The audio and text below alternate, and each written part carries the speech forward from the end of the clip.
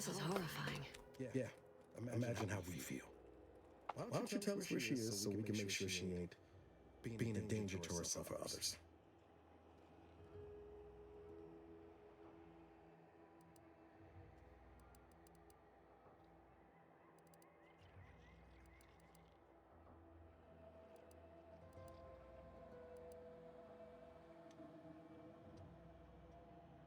The anguish she always seemed to battle with.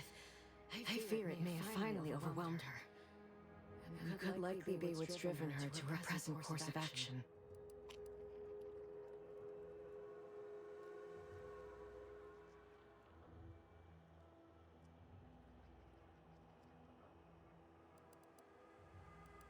No. But even not knowing the details, I could see it troubled her. I haven't seen her since before the corporatists invaded the island. I'm afraid she's going to do something terrible. But I just don't know what. Maybe none of this would have happened had I not introduced her to Victor.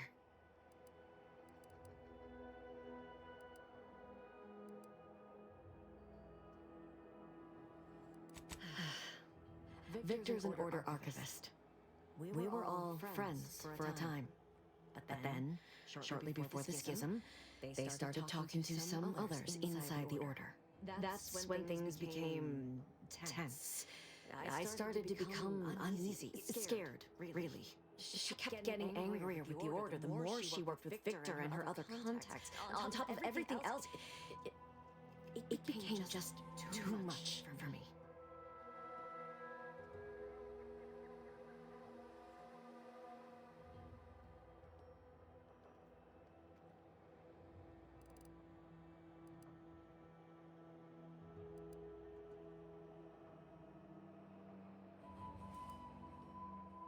The Order used to be part of the Protectorate. For most of my life, they seemed one and the same. But soon after the invasion, the Order renounced them as no longer fit to lead. They said they'd lost their way, and worse, were in violation of the grand plan. Suddenly, something we'd been told was the ultimate truth our whole life was deemed heresy. We were told to believe in the paradigm instead, which seemed an awful lot like the same plan, worded in a way that made the Protectorate themselves the ultimate truth. We are trained from birth to believe anything they tell us. When the alternatives are death or having them forcibly recalibrate your gray matter, it is surprisingly easy.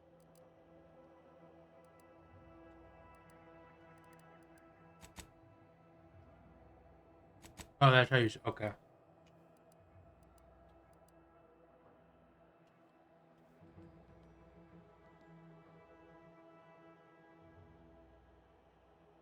No. But it had to be someone's fault, right? The Protectorate couldn't possibly have failed to safeguard the colony.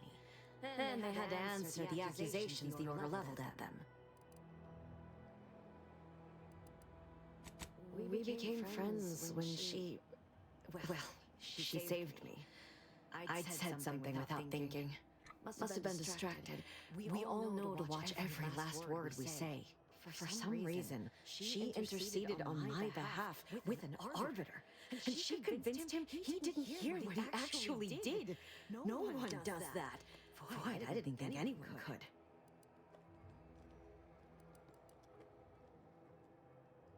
We all were, originally, before the schism. But she never gave it up, even when it became illegal to even mention their name. Which was surprising with how angry she seemed to be getting with them, even as she was deep into scheming with Victor and the others. She even continued to sign her messages, "See you in the equation." It's all so confusing.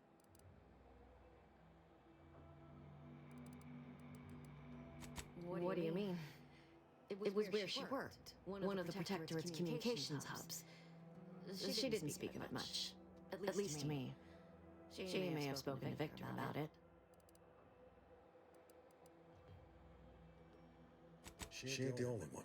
It's difficult to explain. She spoke about things in unfamiliar ways. I felt her words to be freeing at first. But slowly I began to feel unmoored, doubting everything I ever knew. She said learning the truth of things was worth it. But now I question whether her truth was just more of her penchant to sow chaos, no matter who may be caught in her schemes. Some days I wish I'd never listened to her at all. Others, I can't help but miss her. Even with everything. Know a little something about that too.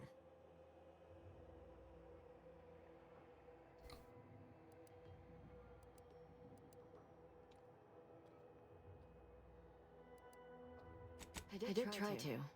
Once. After the corporatists invaded Paradise Island and took over Fairfield. They seemed to let anyone in there.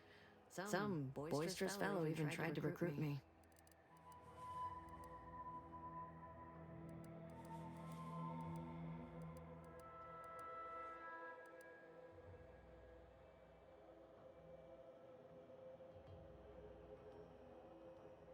Yes, and I am ashamed to admit it. Though if she hadn't wanted me to, she wouldn't have told me the code. Same one she used for everything. 15-778. That sounds like it could be her agent identification code, Commander. She said it had some meaning from her previous life. I'd hoped she'd left something for me, but the safe was empty. I know I've no right to ask this of you, but when you find her, please remind her of who she used to be. She's unwell, but I know there's still hope for her.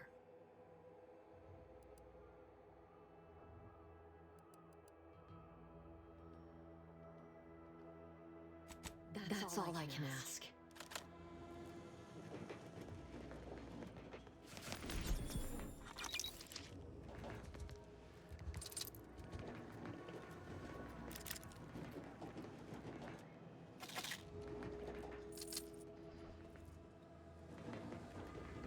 But I'm here to take all your stuff, so don't mind me.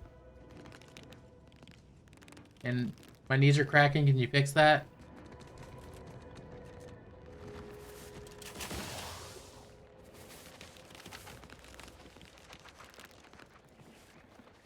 We need to go this way.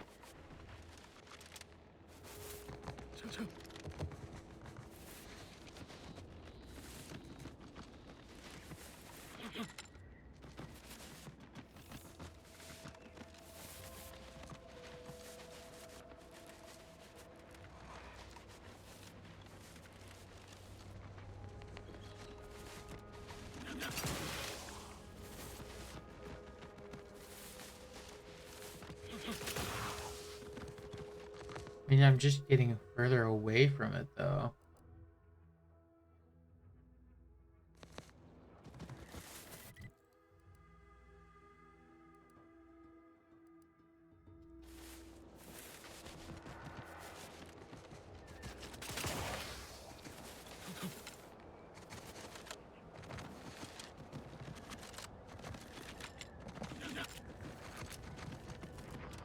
But it looks like this is a straightest shot to the spore stuff. Oh, and that... Oh, right. It was close to that place anyway. It would have been faster to port there, but I did find some information. That's pretty good.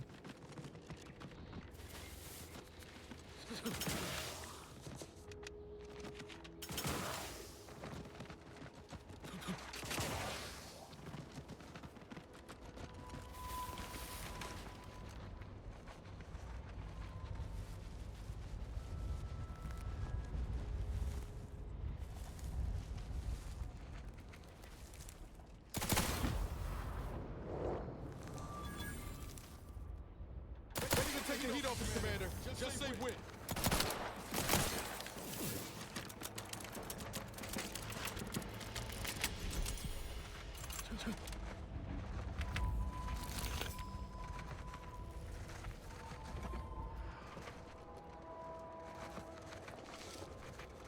Goodwin here. Field report update. We are approaching the Raptidon Den. These beasts have exhibited excessive irritability as of late. We endeavor to determine why. Surely the red spores aren't to blame. Windborne spores lack the catalytic agent of our food additives. Only way to be certain is to gather a stool sample. Simple enough. A routine task for the audacious advances field team. Quiet now as as we approach the rat's nest. Certainly the spirited variety will offer... No! Oh, okay, we need to run now!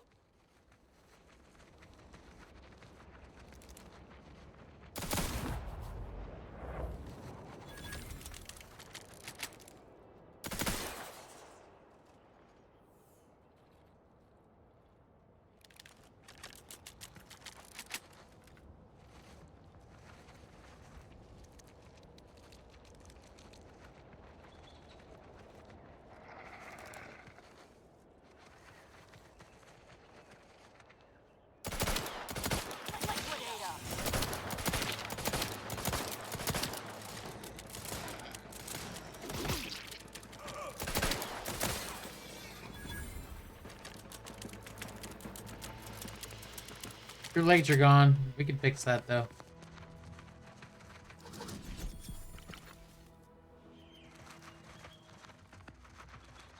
I've had my fill of wrangling spores. This should be enough for the antidote.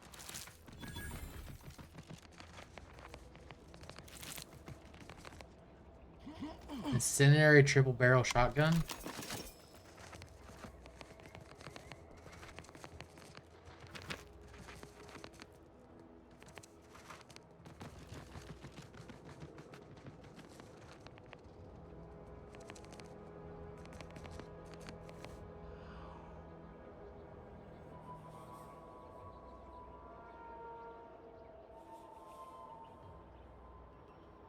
I am curious, can I make that jump? Here we go.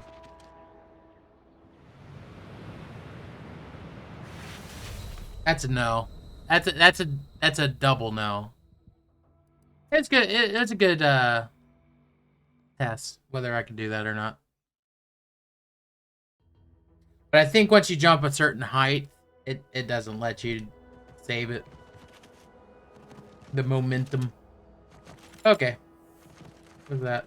Nothing.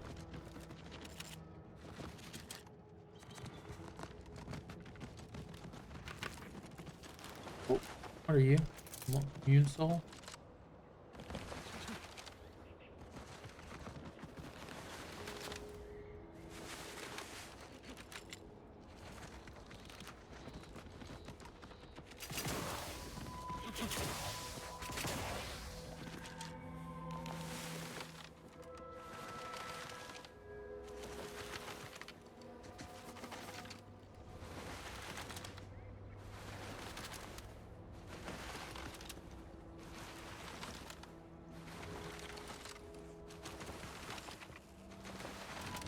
Typical answers, moving fast and breaking things.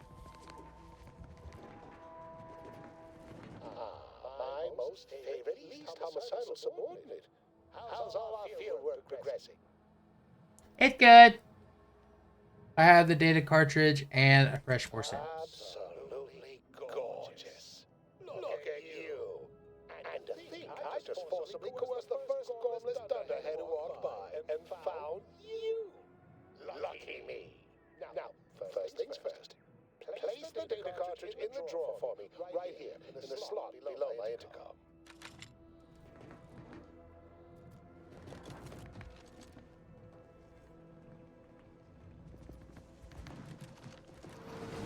Insert that data cartridge for me. Allow me to give this a cursory eyeball and... perfect. I'm sure we have the correct neutralizing agent here in the lab. I'll nose out the exact compound within our chemical reserves in 2 shakes of a rat's tail.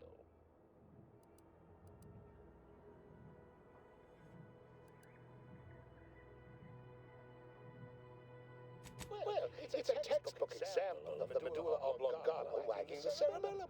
Although, frankly, there's a plethora of ways to stimulate the reptile brain into such a flurry. None of the previous methods were anywhere close to being this commercially viable. But where there's a will, there's a way to make a profit. Honestly, this whole process is 1 part scientific testing, 2 parts improvisation, and a dash of pure, undiluted panache. Exactly what we do best. It was only a matter of time.